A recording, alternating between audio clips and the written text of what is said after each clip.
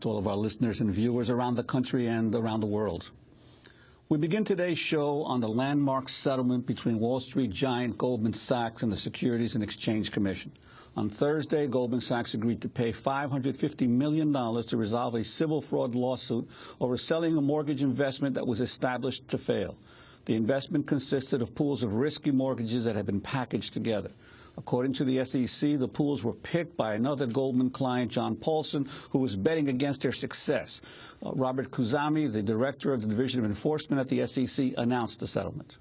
Today's settlement is a stark reminder, a very stark reminder, that there will be a heavy price to be paid if firms violate the principles fundamental to the securities laws: full disclosure, honest treatment, and fair dealing.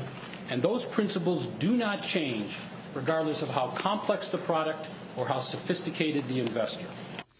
While the SEC hailed the $550 million settlement as the largest in Wall Street history, many outside analysts question why the government didn't demand more. Press reports indicate Goldman Sachs expected to pay at least $1 billion to settle the case. For Goldman Sachs, $550 million is equivalent to how much Goldman made every 2 weeks in the first quarter. The penalty is only 1/20th of the $10 billion in bonuses the firm handed out last year.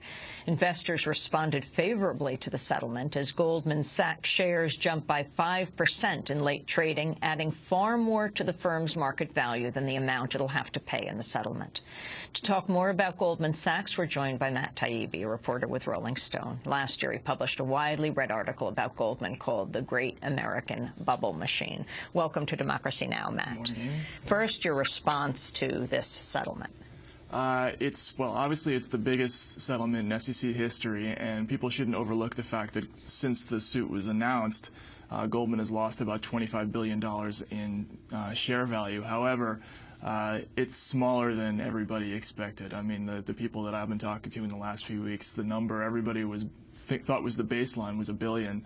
And, you know, the fact that it's only $550 million, I think, was seen on Wall Street as being a light penalty. Now, the firm obviously admits no wrongdoing in this case, and obviously its share price is beginning to rebound immediately after the settlement. Your sense of how the administration decided to settle this? Well, originally Goldman didn't want to settle, so the fact that it was settled at all is interesting. But, this is sort of part of a larger pattern of how offenses are dealt with by, our regulatory enforcement mechanisms.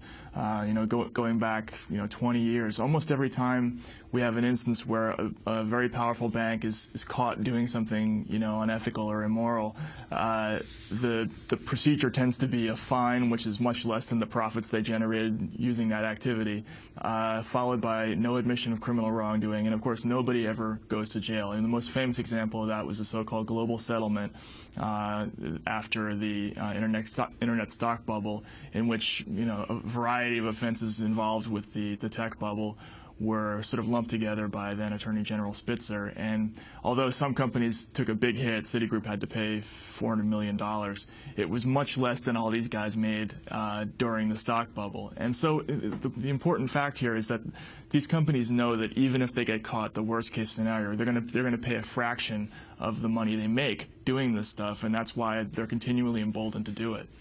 I mean, it is stunning, as the Times put it. News of the settlement sent Goldman shares 5% higher in after-hours trading, adding far more to the firm's market value than the amount it will have to pay in the settlement. So right. It profited from the settlement. Yeah, absolutely. And, overall, the stock market itself was up, I think, 4.5% yesterday. So there was a general sense on Wall Street. There was apprehension about what the settlement might be. If it turned out to be much bigger than expected, I think there was going to be fear that, there might be more prosecutions. But I think this was a message that there's an attempt by the government to really put this all behind us, that this is going to be sort of the exclamation point in the financial crisis era. And there's a belief on Wall Street that this is it, that they're going to move forward now, and there's no more worrying about the government looking over their shoulder. Well, I was struck in the article that you had last year in Rolling Stone in terms of the history of Goldman Sachs, which most Americans don't know anything about. And right. you clearly document how Goldman has repeatedly been involved in creations of speculative bubbles on Wall Street, and always seems to walk away and then just make more money in the next bubble. Could you talk about some of that history and the actual how this firm got to be where it is now? Well, I mean, Goldman has an extraordinary history. You know, we chose Goldman Sachs because it was representative of everything that investment banks in general were into for the last 20 years, but also because it was a special case, because Goldman is politically connected in a way that no other company in America really is. And they've had a hand really in a variety of financial disasters over the last 2 decades. During the internet stock bubble, they were the #1 bank in terms of initial public offerings of internet companies. Remember that whole period where, you know, teenagers were putting ideas on the back of napkins and they were being taken public, you know, within 5 minutes after that. All that fraudulent and crazy Ponzi scheme of the internet stock bubble, Goldman was right at the forefront of that. They were a major player in the mortgage housing bubble in the middle part of the last decade. And, of course, the commodities bubble, which your next guest is going to be talking about. Goldman was a major player in commodities speculation. So they're right there in the middle of all these speculative bubbles. And, again, an important thing to remember is they continually walk away with fines and no admission of criminal wrongdoing, which emboldens the company to continually get into these schemes. Matt Taibbi, just to be clear, the firm did not have to admit any wrongdoing. Right. They just said that it was a mistake that the marketing materials on a subprime mortgage product that a Goldman client helped craft had not been clearer. Yeah, they were They're incomplete, talking about John A. Paulson. Right. Explain how the whole deal worked and who this hedge fund manager was. Okay, here's the deal. You have a hedge fund manager, this guy John Paulson, and he looks at the entire subprime market and he sees that the whole thing is going to collapse because people who should not be getting big houses are getting houses. You know, the rating system is completely off. Instruments that should have been subprime are rated AAA. He goes to Goldman Sachs and he says, I want to bet against this stuff. Can you make a deal full of, you know, credit default swaps or, you know, a synthetic credit default swap full of subprime referenced entities that I can bet against? So Goldman then hires a company called ACA, which is like a middleman, and their job is to basically pick the mortgages in the deal. But Goldman says to ACA, we'd like you to have this guy, John Paulson, pick the stuff that's in the deal. Now, ACA thought that Paulson was betting on this stuff and not against it. And the people they ended up selling this material to were not aware that a person who was betting against this material had chosen the material in the deal.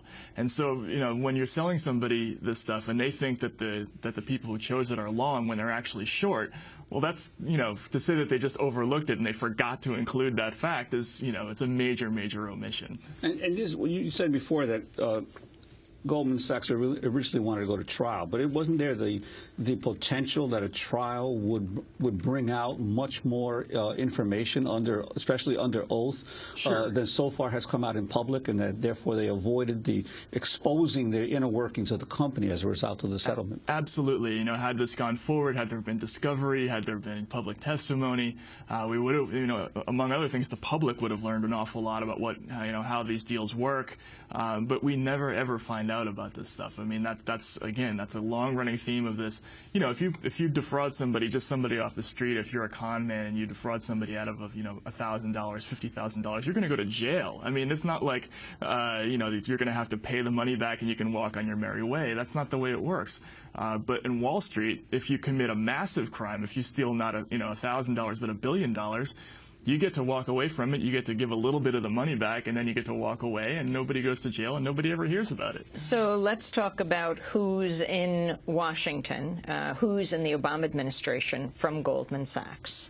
Well, the number 2 guy at the Treasury, Mark Patterson, is a former Goldman Sachs employee. You know, There are people in the Obama administration who are very close to Robert Rubin, who used to be a head of Goldman Sachs. Timothy Geithner is a former Rubin aide, and he's the head of the Treasury. The head of the Commodity Futures Trading Commission, Gary Gensler, they're the people who regulate commodities. He's a former Goldman Sachs banker, although it must be said he's turned out to be sort of one of the good guys in commodities for reform over the last year. He's had sort of a come-to-Jesus moment. But there are a lot of Goldman people in the government. There always have been.